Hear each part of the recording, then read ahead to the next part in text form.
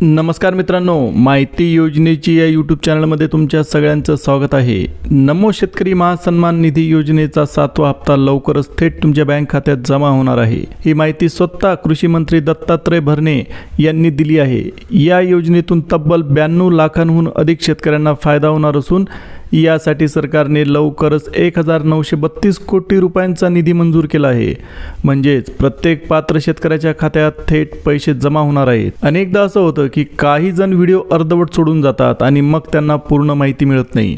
म्हणून तुम्ही हा व्हिडिओ सुरुवातीपासून शेवटपर्यंत नक्की पहा, कारण यात आपण सविस्तर पाहणार आहोत। जर तुमचा हप्ता आला नाही तर त्यामागची कारणं काय असू शकतात, तुम्ही पात्र आहात का अपात्र आहात, जर पात्र असाल तर त्याची कारणं काय आहेत, सगळ्यात महत्त्वाचं म्हणजे हप्ता जर वेळेत आला नाही तर तो नंतर मिळणार नाही। यावेळी नियम थोडे बदललेले आहेत, म्हणून आधीच माहिती करून घेणं तुमच्यासाठी अतिशय गरजेचं आहे।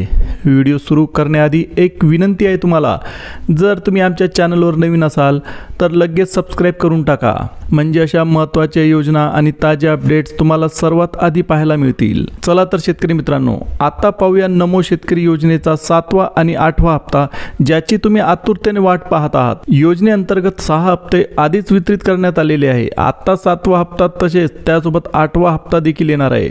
साधं सांगायचं झालं तर सरकारने निधी मंजूर केला आहे आणि काही दिवसात तो तुमच्या खात्यात पडणार आहे। पण या प्रक्रियेच्या मागे काही महत्त्वाच्या गोष्टी आहेत, ज्या अनेक शेतकऱ्यांना अजून सुद्धा माहीत नाहीत।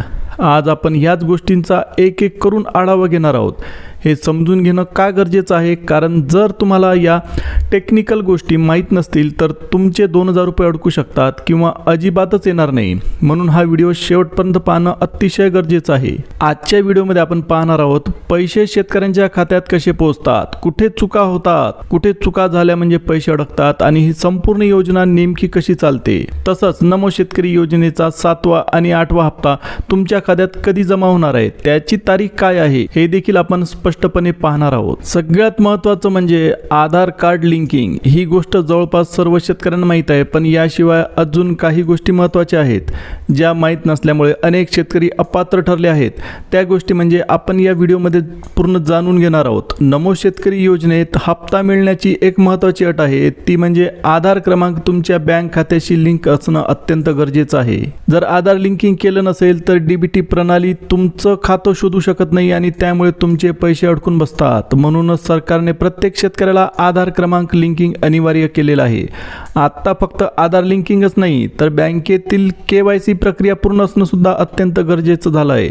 याचा अर्थ असा की तुमच्या खात्यात ओळखपत्र, पत्ता, पुरावा, फोटो सही अशा सर्व माहितीची नोंद बँकेत असली पाहिजे। हे सर्व पूर्ण नसेल तर खातं अपूर्ण समजलं जातं आणि हप्त्याचे पैसे तुमच्या खात्यात जमा होत नाहीत। म्हणूनच शेतकरी बांधवांनो, आधार, बँक लिंकिंग आणि KYC पूर्ण करणं ही 2 मोठ्या गोष्टी आहेत।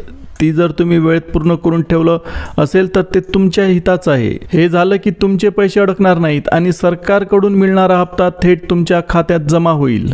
जर तुमच्या बँक खात्यात KYC पूर्ण दाखवत नसेल तर सरकारने पैसे पाठवले तरी ते पैसे तुमच्या खात्यात जमा होणार नाहीत, कारण बँक ते पैसे स्वीकारतच नाही। म्हणूनच प्रत्येक शेतकऱ्याने आपली KYC पूर्ण करून घेणं अत्यंत गरजेचं आहे। जर तुमच्या खात्यात KYC कंप्लीट असेल तर अडचण नाही, पण इनकम्प्लीट दाखवत असेल तर पैसे थांबून जातील आणि हप्ता तुमच्यापर्यंत पोहोचणारच नाही। म्हणून लगेच आपल्या बँकेत जाऊन KYC अपडेट करून घ्या। हे वेळेत करणं अतिशय महत्त्वाचं आहे, कारण उशीर झाला तर हप्त्याचे पैसे मिळण्यात अडचण येऊ शकते। यासोबतच अजून एक महत्त्वाची तांत्रिक गोष्ट आहे, ती म्हणजे NPCI मॅपिंग। आता ही संस्था डीबीटीच्या अंतर्गत तुमचं बँक खातं योग्य प्रकारे नोंदवते। NPCI मॅपिंग नीट झालं असेल तर सरकारकडून येणारे पैसे थेट तुमच्या बँक खात्यात जमा होतात। जर मॅपिंगमध्ये गडबड असेल तर पैसे पाठवले तरी तुमच्यापर्यंत पोहोचणारच नाहीत। शेतकरी बांधवांनो, याला आधार सीडिंग विथ NPCI असं सुद्धा बोलले जाते। जर तुमचं खातं NPCI कडे मॅप झालेलं नसेल तर सरकारने पैसे पाठवले तरी ते थेट तुमच्या खात्यात जमा होणार नाही, ते लगोलग सरकारकडे परत निघून जातील। अनेक शेतकऱ्यांचे पैसे ह्याच कारणामुळे अडकलेले आहेत। म्हणूनच तुम्ही नक्की एकदा आपल्या बँकेत जाऊन तपासून घ्या, तुमचं आधार NPCI मॅपिंग नीट झालेलं आहे का, तुमचं खातं डीबीटी प्रणालीमध्ये योग्य प्रकारे जोडलेलं आहे का। जर हे मॅपिंग झालेलं नसेल तर तुमच्या खात्यात पैसे येणार नाहीत आणि जर पैसे आले तरी बँक त्यांना स्वीकारणार नाही व ते पैसे थेट सरकारकडे परत पाठवले जातील। म्हणून शेतकरी मित्रांनो, वेळ वाया न घालवता लगेच बँकेत जाऊन तुमचं NPCI मॅपिंग तपासून घ्या। हे झालं की तुमचे हप्त्याचे पैसे अडकणार नाहीत आणि थेट तुमच्या खात्यात जमा होतील। सरकार जेव्हा निधी मंजूर करतं तेव्हा हा पैसा थेट पब्लिक फायनान्शियल मॅनेजमेंट सिस्टीम म्हणजे PFMS म्हणजेच केंद्रीय आर्थिक व्यवस्थापन प्रणालीमधून पाठवला जातो। या PFMS प्रणालीच्या मदतीने ठरवलं जातं की कोणत्या जिल्ह्यात किती शेतकरी लाभार्थी आहेत, त्यांची बँक खाती कोणती आहेत आणि त्यांना किती रक्कम द्यायची। एकदा PFMS वरून मंजुरी मिळाली की ती रक्कम थेट बँकेकडे पोहोचते। म्हणूनच ही प्रक्रिया शेतकऱ्यांना समजून घेणं खूप महत्त्वाचं आहे, कारण पुढे हेच ठरवतं की तुम्हाला 7वा आणि 8वा हप्ता मिळून 4,000 रुपये मिळणार आहेत की फक्त 2,000 रुपये तुमच्या खात्यावर जमा होणार आहेत।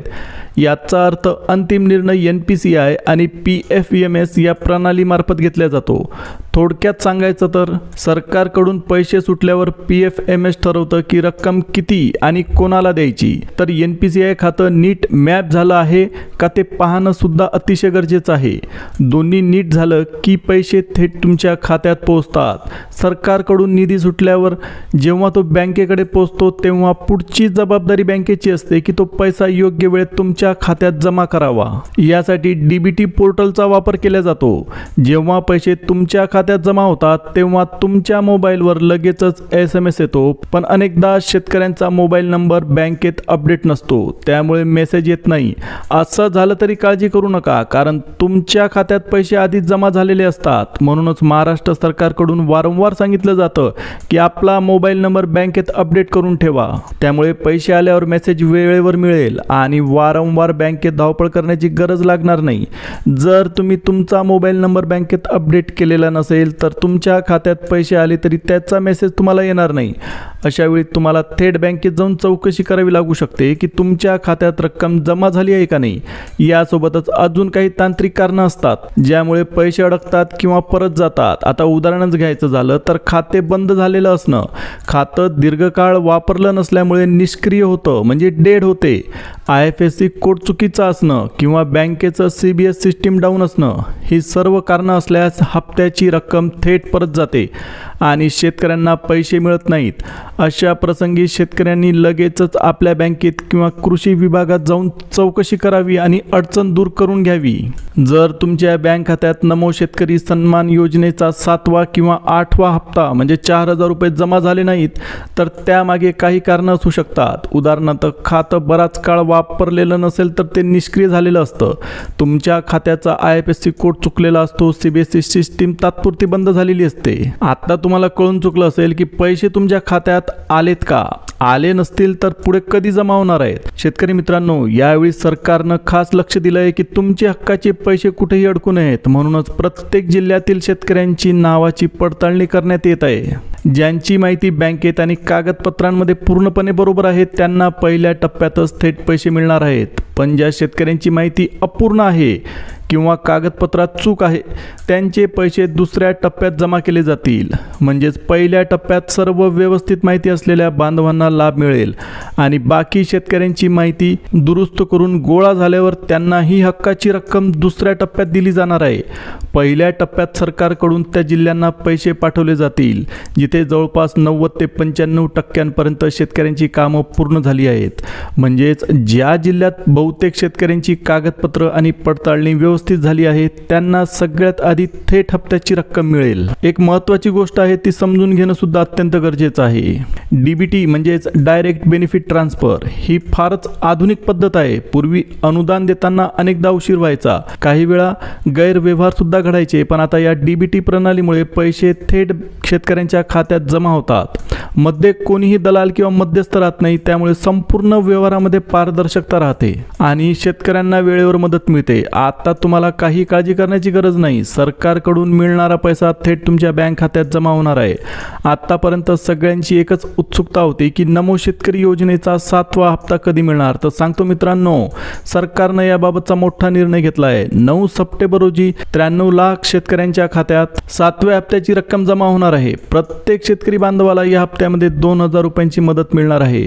यामुळे अनेक शेतकऱ्यांना दिलासा मिळेल आणि पुढील हंगामासाठी उपयोगी ठरेल। शेतकरी मित्रांनो, मित्रांनो 7व्या हप्त्यासोबतच 8वा हप्तासुद्धा मिळण्याची दाट शक्यता आहे, कारण यावेळेस थोडा उशीर झालेला आहे. सरकारकडून निधी मंजूर झाल्यावर पुढील 4 ते 5 दिवसांच्या आत तुमच्या खात्यात थेट पैसा जमा होणार आहे. त्यामुळे यामध्ये कुठलाही अडथळा येणार नाही याची खात्री बाळगा. आत्ता तुमच्या खात्यात हप्ता वेळेवर जमा झाल्यावर पुढील शेतीसाठी थोडासा दिलासा मिळणार आहे. आणि मित्रांनो, अशाच महत्त्वाच्या योजना, ताज्या अपडेट्स आणि माहितीपूर्ण व्हिडिओ आम्ही तुम्हाला देत राहणार आहोत. जर तुम्ही आमच्या चॅनलवर नवीन असाल तर आत्ता सबस्क्राईब करून ठेवा. बेल आयकॉन दाबून ऑलवर सेट करा, म्हणजे पुढचा प्रत्येक व्हिडिओ तुम्हाला सगळ्यात आधी पाहायला मिळेल. तोपर्यंत धन्यवाद.